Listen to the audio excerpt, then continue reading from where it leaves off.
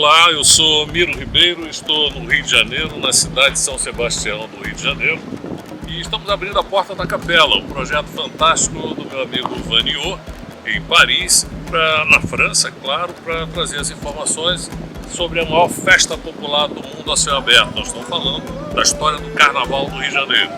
Estamos na Praça 15 e não poderia ser diferente. Foi aqui que tudo começou. Eu digo tudo começou não em termos de carnaval, mas onde tudo começou, porque para falar de carnaval, das escolas de samba, de toda a sua organização, tem que passar por aqui.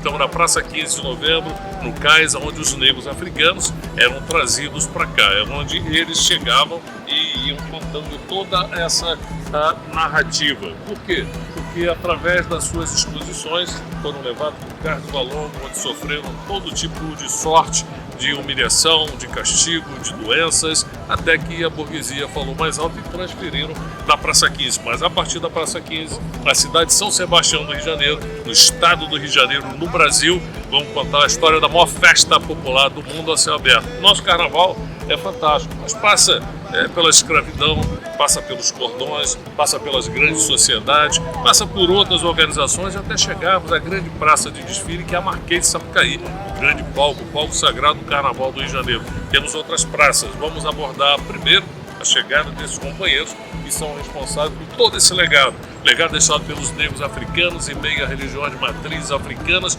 que permearam toda essa história com toda a força. Esse gingado, essa malemolência do sambista começa aqui, não poderia ser diferente. Eu sou Miro Ribeiro e quero convidá-los para, junto comigo, abrir a Porta da Capela, nossa capela e a Porta da Capela na França, através desse projeto fantástico, e contar um pouquinho de toda essa história. Venham comigo! Nós estamos na cidade do Rio de Janeiro, no estado do Rio de Janeiro, para falar um pouco. E como vocês sabem, para a gente falar das escolas de samba, nós precisamos, acima de tudo, contar como foi a chegada dos negros ao Brasil. E aqui, na Praça 15, foi um dos grandes redutos. Nós temos ao fundo a obra do mestre Valentino, um aguaduto, exatamente na Praça 15 do Rio de Janeiro, onde os negros eram trazidos. Olha, no século XVI, os portugueses já trabalhavam com a questão dos escravos chegando aqui. Eles faziam contatos com os traficantes na África e traziam, mas traziam aquela forma de escambo, né? Como é que era isso? Trocavam por perfumes, trocavam por pedras preciosas, por outros metais, trocavam por tecidos e foram trazendo todos os negros para cá, que eram capturados nas tribos pelos próprios africanos e comercializados através desse escambo que eu falei para vocês. Vinham para cá. A Igreja Católica tem grande influência nessa questão da chegada dos negros ao Brasil, porque se ela interferia junto aos portugueses, não querendo que os índios fossem escravizados, por outro lado, deixavam que os negros que eram trazidos ao Brasil e que chegavam naqueles navios tombeiros, doentes, alguns muito doentes, e inclusive para centros chamados de lasários, onde chegavam uma doença de chaga, vários outros tipos de enfermidade, e aí eram tratados. Os que resistiam eram vendidos posteriormente. Então, aqui é o reduto por onde passou toda essa história. Nós estamos falando de uma história de 1550, mais ou menos, até 1850, um período de 40 anos, onde os negros eram trazidos, colocados aqui na Praça 15, expostos, fazendo as suas necessidades fisiológicas, expostos à visualização para quem quisesse comprá-los. E essas pessoas iam ficando doentes e incomodavam a burguesia da época, que achava aquilo um absurdo. Eles queriam a mão escrava, queriam que eles trabalhassem, mas não queriam vê-los expostos aqui daquela forma, né? Desnudos, maltratados, maltrapilhos, humilhados, vilipendiados, mas que serviam quando com saúde, pelo menos por uns 10 anos trabalhando aí no campo. Então passa a história do negro no Brasil aqui, esse local, a Praça 15, onde foi essa grande entrada do grande número de negros que chegaram ao Brasil, que foram para a Bahia, que foram para Pernambuco, e o maior centro onde chegaram esses negros foi aqui no Brasil, aqui no Rio de Janeiro. E por isso, na cidade considerada maravilhosa, no antigo estado da Guanabara, capital do país, é que a gente começa a falar para vocês um pouco da história das escolas de samba, do samba, que são coisas distintas, samba, escola de samba e carnaval, e a folia do morro no geral aqui no Rio de Janeiro. A porta da capela se abre mais uma vez para tentar contar um pouquinho dessa história, dessa luta, dessa dor, dessa resistência, mas de muita alegria e de muita glória.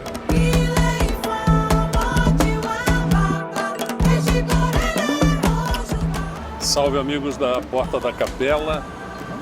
Aqui nós temos que pedir licença a toda a nossa ancestralidade para poder contar um pouco da história dos negros trazidos para o Brasil. Nós estamos no Cais do Valongo, onde eu falava para vocês que os negros foram trazidos depois de serem colocados numa situação vexamitosa lá na Praça 15 de Novembro. Nós estamos no Cais do Valongo com toda a sua reverência, com todo o seu monumento histórico, com as suas pedrarias, algo que está sendo revitalizado depois de ser descoberto, por acaso, em uma obra para revitalizar o Porto do Rio de Janeiro. Placas indicativas falam sobre a rota dos escravos, resistência, sobre liberdade e herança, história e patrimônio. Nós temos tudo isso aqui notificado, inclusive pela Unesco. Patrimônio Cultural Carioca, o Cais do Valongo, é um sítio arqueológico. Circuito da Herança Africana, foi construído em 1811. Temos um texto muito interessante que eu vou reproduzir para vocês, para todos nós. Aqui, olha, o nosso circuito histórico arqueológico da celebração da herança africana, com todas as suas tendências. É o Cais do Valongo e Cais também da Imperatriz. A Intendência Geral da Polícia da Corte da Cidade do Rio de Janeiro construiu aqui o Cais do Valongo, isso em 1811, para atender a antiga designação do vice-rei, o Marquês de Lavradio, feito em 1779. O objetivo era retirar da Rua Direita, a Rua 1º de Março, lá na Praça 15, o desembarque e comércio de africanos escravizados. Como eu falava, eles ficavam praticamente nus, fazendo suas necessidades ali mesmo, e doentes, o que a burguesia não passou a suportar. Viviam da mão de obra escrava, mas não admitia vê-lo daquela forma, embora se completasse sempre de tudo. O mercado de escravos se intensificou a partir da construção desse cais, porta de entrada de mais de 500 mil africanos, na sua maioria vindos do Congo, vindos de Angola, do centro-oeste africano. Ao longo dos anos, o cais sofreu sucessivas transformações, foi sendo modificado. Na primeira intervenção de 1843, foi todo remodelado, com requinte para receber a princesa das duas Sicílias, a Teresa Cristina Maria de Bourbon, que era a noiva do então futuro imperador Dom Pedro II, que passou a se chamar Cais da Imperatriz, em memória ao acontecimento. Com as reformas urbanísticas da cidade, no início do século XX, o Cais da Imperatriz foi aterrado, isso em 1911. Um século depois, em 2011, as obras de reurbanização do Porto Maravilha, que nós temos aqui ao lado, permitiram o resgate desse sítio arqueológico que estava abandonado. Agora, monumento preservado e aberto, atendendo a uma antiga reivindicação do movimento negro no Brasil. O movimento negro contemporâneo tem uma importância vital para resgate de toda essa história.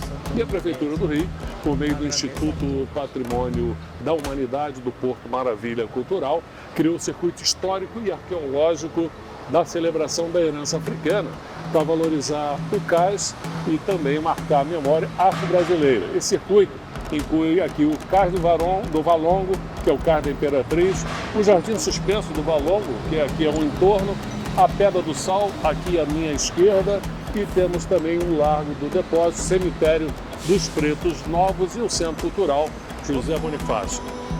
Essa é de arrepiar a quem vive da história do samba do carnaval.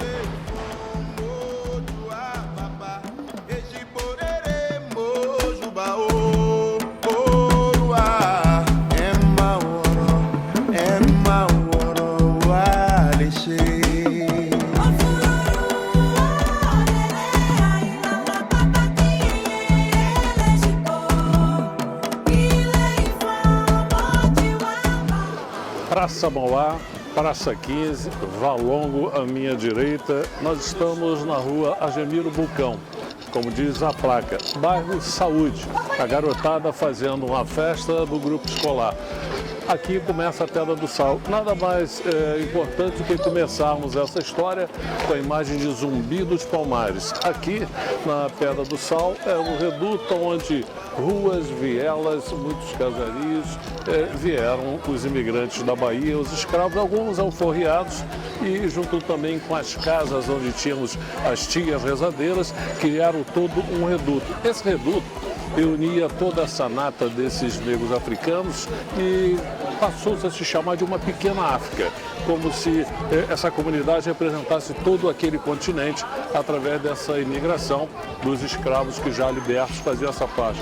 Pedra do Sal, famosa, reduto de samba, hoje um reduto histórico, religioso e cultural. Vários movimentos sociais, temos aqui também reduto de movimento negro para contar essa história de resistência. A partir daqui, a moçada que veio basicamente da Bahia, aqueles que já estavam no Rio de Janeiro, fazem toda essa história. E que, como vocês podem notar, já não temos mais esse tom pesado das correntes, de tudo aquilo que representava. A garotada fazendo uma festa na Pedra do Sal, onde normalmente à noite temos samba, pagode, concentração de gente comemorando um reduto que foi totalmente de tristeza. Esta é a Pedra do Sal com toda a sua tradição, com toda a sua história, com toda a importância cultural, e partindo daqui grandes compositores, de grandes cantores, de grandes movimentos, engrandecendo cada vez mais os negros africanos que aqui chegaram e que firmaram de vez a sua história, que engrandece o nosso carnaval.